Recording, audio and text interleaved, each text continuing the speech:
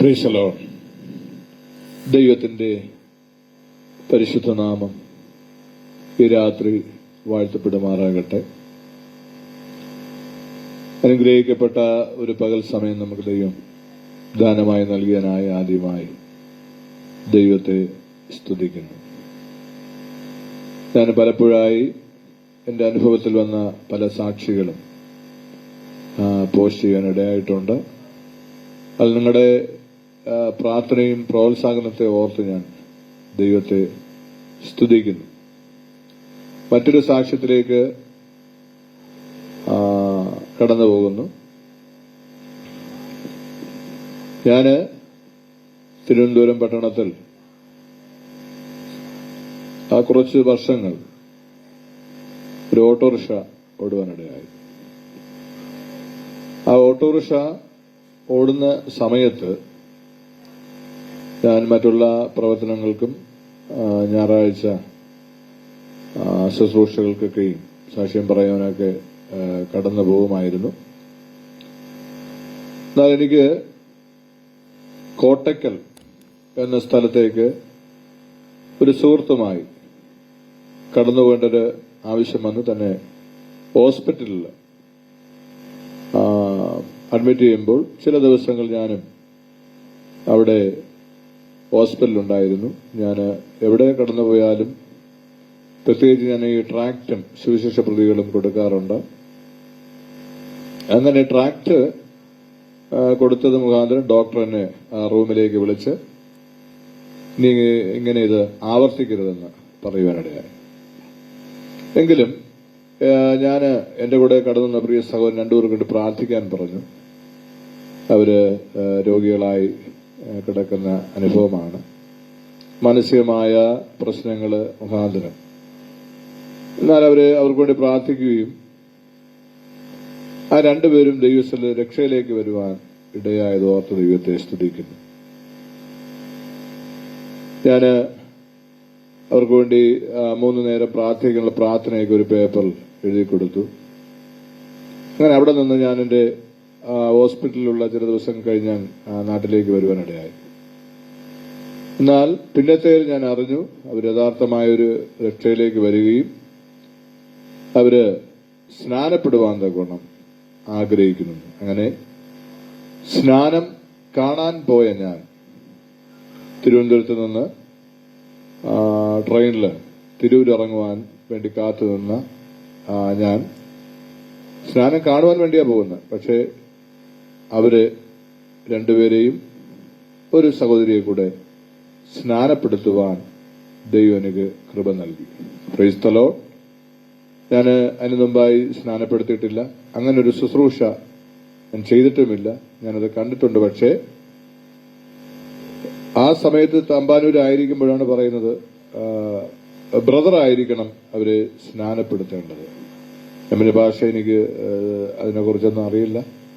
നിങ്ങൾ തന്നെ. പക്ഷേ താൻ ഫോൺ കട്ടായി ഞാൻ വളരെ ഭാരപ്പെട്ടുവെങ്കിലും ട്രെയിനിൽ വെച്ച് ഞാനിങ്ങനെ ബൈബിൾ എടുത്ത് ബർത്തിന്റെ മുകളിലിരുന്ന് ലോക്കൽ കമ്പാർട്ട്മെന്റാണ് പ്രാർത്ഥിക്കുമ്പോൾ ഒരു സഹോദരൻ, തിരുവനന്തപുരത്തുള്ള ഒരു സഹോദരൻ ആ ട്രെയിനിലുണ്ടായിരുന്നു.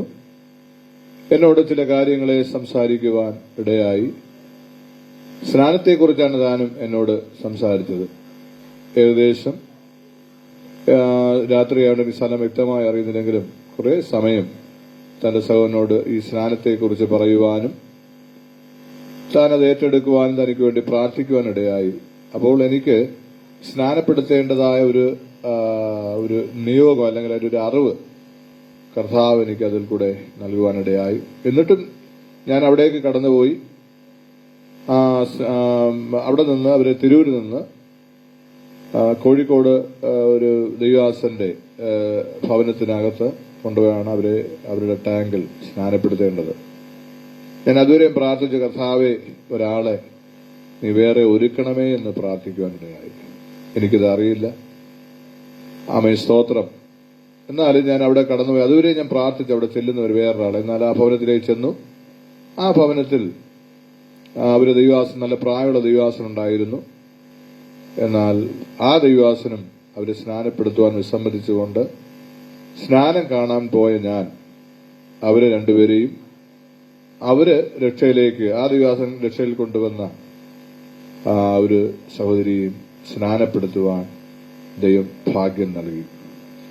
പ്രത്യേകിച്ച് അനേക ദൈവദാസന്മാരവിടെ ഉണ്ടായിരുന്നു. എന്നാൽ അങ്ങനെ ഒരു ഭാഗ്യം എനിക്ക് നൽകിയപ്പോൾ ഞാൻ എന്തുകൊണ്ട് എനിക്ക് എന്നെ ഇത് ദൈവം ചെയ്യിപ്പിക്കുവാൻ ഇഷ്ടമായി എന്നുള്ള ചിന്ത എന്നെ എന്നിൽ വരുവാനിടയായി.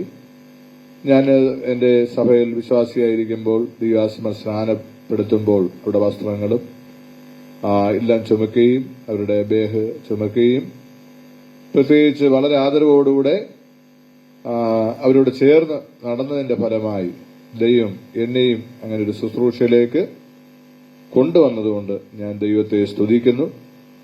അതുകൊണ്ട് എന്നെ ശ്രമിക്കുന്ന സുവിശേഷം അറിയിക്കുന്ന പ്രിയ സഹോദരന്മാരെ, നിങ്ങൾക്കൊരവസരം ദൈവ നിയോഗത്താൽ ലഭിക്കുന്നെങ്കിൽ, ദൈവ നിയോഗമാണെങ്കിൽ നിങ്ങളത് ചെയ്യുവാൻ തക്കോണം ഇടയായി തീരട്ടെ.